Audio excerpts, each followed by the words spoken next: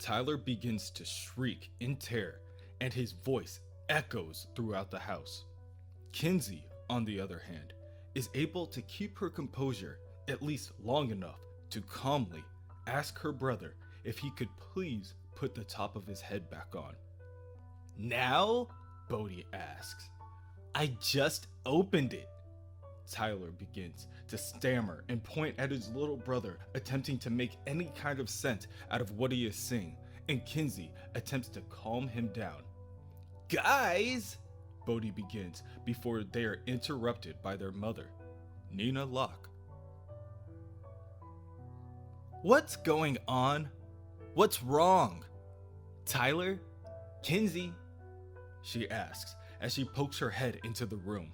Both Tyler and Kinsey point their fingers at their little brother in the ongoing absurdity. Bode smiles and throws his hands in the air to present himself. Nina looks at her three children with a concerned look on her face. She is then distracted by the smell coming from the kitchen. "Damn! Smells like the fish sticks are burning." "Don't do that with your head, Bode. I don't like it." Tyler and Kinsey each exchange a look in confusion before chasing after their mother into the kitchen. Once they catch up, Kinsey tells her mom that what she just saw wasn't a magic trick. What wasn't a magic trick? Kinsey explains that Bode's head is open like a manhole cover. Nina ignores her daughter and aims her attention towards the smoking oven. "These are fucked. Things are looking pretty grim without Duncan, guys. Sometimes I swear that man has the entire chef's Bible inside his head. Maybe I can do a quick Alfredo." Tyler grabs his sister and pulls her back into the room with Bode. Only more questions arise as Kinsey realizes that their mother clearly knows, but she just doesn't care. "Knows but doesn't care?" Tyler asks. "His head is open and completely empty." Tyler then stops to think for a second. "Okay, actually, that last part makes sense." Bode, now getting aggravated, tells his siblings that his head isn't empty, they just need to look inside.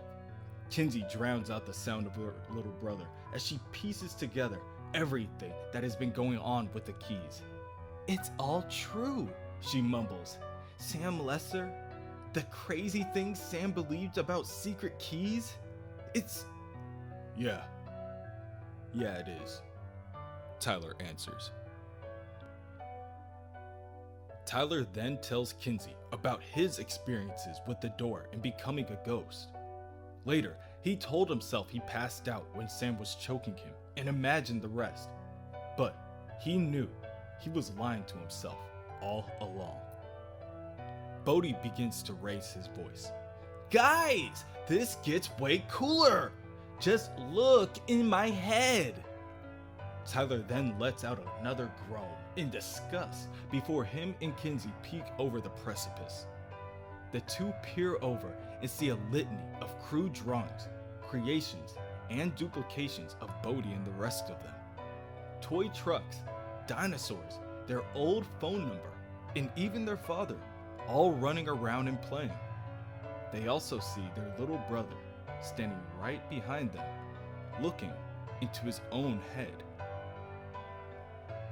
The two jump back in bewilderment, and Tyler asks, "Bode, were you just standing between us? Looking into your own..." "Yeah! Isn't it cool? It's not cool. It's twisted and fucked. Don't be in two places at the same time."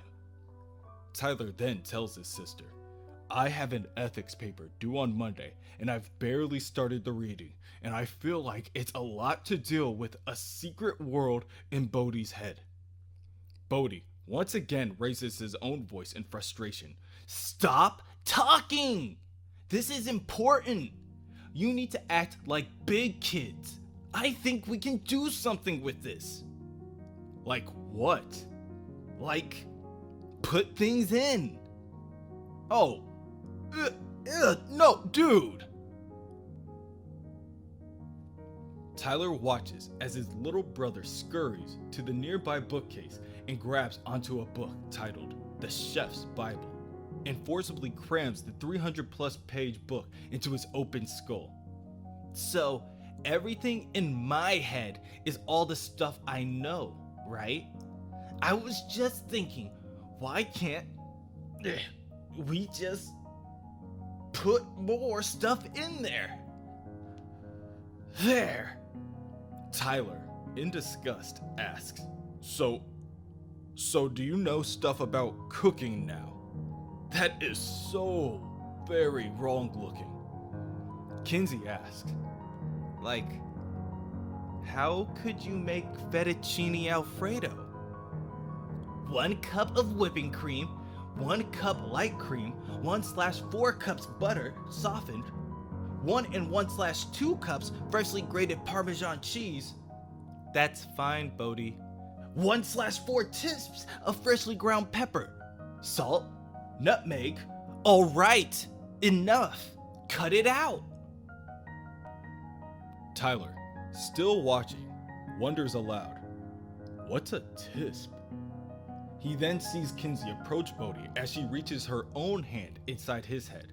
All the while, their little brother still riddling off the fettuccine recipe in the background. What are you doing? You can put things in. I wonder if you can take things out. Why would you want to take things out? To look at them, she tells him. Bode said he met this scary ghost girl in the well house. I want to see her. Kinsey then grabs a hold of the well house inside Bode's skull and removes a miniaturized version of Dodge. Come on, you little bitch. Got her. Ugh, is that what she looks like? Tyler asks. Kinsey holds up the tiny demon in front of Bode for his confirmation. If this is indeed what the woman from the well house looks like. But Bode answers, What thing in the well house? I never saw anyone in the well house. Did I? What do you mean you never saw anyone in the well house? You've told us 1,000 times. Tyler interrupts. Kinsey? He probably doesn't remember seeing her in the well house because you just took the memory of her out of his head. He then turns his attention back to Dodge. That's the scariest, most fucked up looking beast I've ever seen. I wonder, Kinsey muses. Wonder what? I wonder if that's what she looked like or if that's just the way Bode recalls her. Remember, he only saw her once and it was dark and he was terrified. You're putting her back? Of course. It's his memory. Hang on though. I want to see. Kinsey then takes out what looks to be a troll doll. Apparently, it is Bode's recollection of Mrs. Mayhew, their old neighbor who had previously screamed at Bode for walking on her lawn. Noting that some of the features of his recollection are a little exaggerated, Kinsey returns the woman to her brother before asking, Can you close your head now, Bode? Bode turns the key at the base of his neck and locks his skull back in place.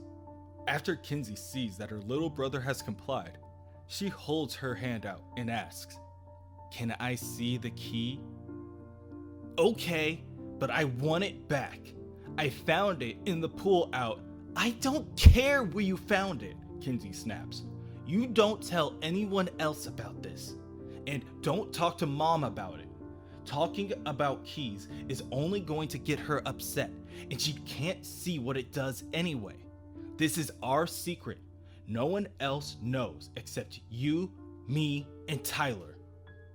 Bode yells out, Hey! It's mine! I found it! Give it back! Tyler warns his brother, Keep your shrieky little mouth down, dink! You'll get it back. We just want to check it out. Make sure it's safe. Give it back! Bode demands again as they pass their mother in the open kitchen. Give it back, guys, whatever it is, she states, while keeping her attention on the simmering pot in front of her. Bode stops mid-argument and runs to his mother's side. He then pulls a small container from the refrigerator, hands it to his mom, and says, "Just use 1 Teebs after it comes to a boil." After it comes, his mother asks curiously. 1 Teebs? You mean tablespoon? I don't know.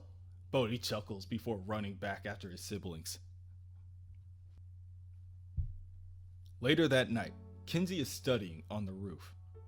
Tyler joins her shortly after. Mom finally got Bode to sleep. Wasn't easy though. He was pretty worked up. Guess we have some things to talk about. Starting with how Dad died and why, Kinsey agrees. Oh boy. Oh boy, what? Oh boy, I'd like life to be normal for a little while. Well, it isn't. Get used to it. I'm scared too. I'm so scared I feel sick.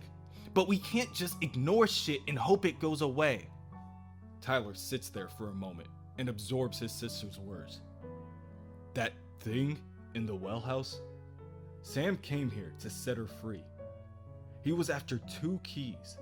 One of them was to let her out, and I don't know what the other one was for. Do you think this is the other key Sam wanted? Nah, not that one. Sam said it would have an Omega symbol on it. I got that much. There's a bunch of these keys floating around this place. The ghost key, that one, who knows how many. So, this thing that was in the well house, she's still out there somewhere, and she still wants one of these keys. And she could show up at any time.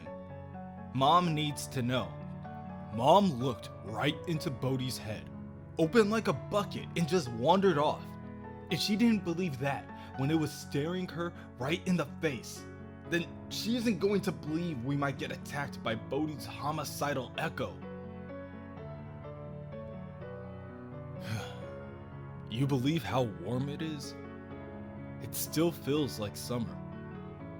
Remember Dad used to make us go outside in the summer and lie down in the grass to look at the stars?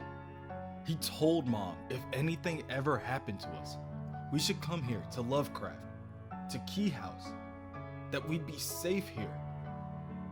When'd he say that? A long time ago. Like, a part of him knew. Something. I don't know what. It's hard to see how coming here made us safer at all. Maybe he meant safe in relative terms. Because of all these other keys. Maybe Dad wanted us to have a chance to figure out how they work, what they're for. Maybe there's a way to use them to fight whatever it is that's out there. Right, that's what I've been thinking. We have this thing, and we better figure out how to use it to our advantage. Bode had his turn to mess around with it. Now, it's time to test it out on us. I'm behind on everything. And every time I have to admit I didn't do the homework, the other kids give me this pitying look that makes me want to puke. Mr. Cafferty keeps saying that it's no big deal. Everyone understands. But he also said if I wind up with incompletes, they can't let me play hockey. And I'm playing hockey. Hockey is everything in this school. And if I'm going to have a chance at getting some poo-tang before college... Ew! Let's stop right there, please, Kinsey demands as she watches Tyler pull a book and a notebook from his backpack. This is my chance to make up a month's reading in one night. You want to do the honors? I don't think I'm ready to stick a hand in my own head. But no looking, okay? Just put the book in. I don't want you to see anything too private. Kinsey moves forward to place the books inside her brother's open skull, and of course, she looks. "I said no looking," says a voice from behind her. There's a second you standing next to me, looking into your own head, isn't there? I hate that. Kinsey continues to peer into her brother's skull, trying to find a place to place the large book. She shuffles the books in between a fishing lure and a crashed car, right behind a duplicate of Sam Lesser, whispering to Tyler that this is all his fault. I don't know, isn't this cheating? The point is to get the material in the books into my head, right? Don't think of it as cheating. Think of it as cramming. After Kinsey places the book, Tyler locks up his skull, and the procedure was a success. He knows all the information in both books, all the way down to the barcode on the back cover. Do you want to try? Anything you ever wanted to know. All we gotta do is pop your head open and plop it in there. Kinsey looks distastefully at the head key. No, I'm not sure I want to put things in. I don't know. I can't think anymore. I'm glad we had this chance to talk without Bode. After what he's been through, I don't want him panicking about the return of the well house lady. At least until we know more. We better keep this between us. The next day, Tyler is busy daydreaming about the girl with the motorcycle, much to her disdain. Unfortunately, his focus is broken when his teacher asks him if he finished the reading. He tells her that he finished it already. Zach, for one, wants Tyler to teach him his speed reading technique. The girl with the motorcycle, with a sigh, mentions that she would appreciate some help as well. At this, a smirk spreads across his face, and Tyler asks the two of them, "How about tonight?"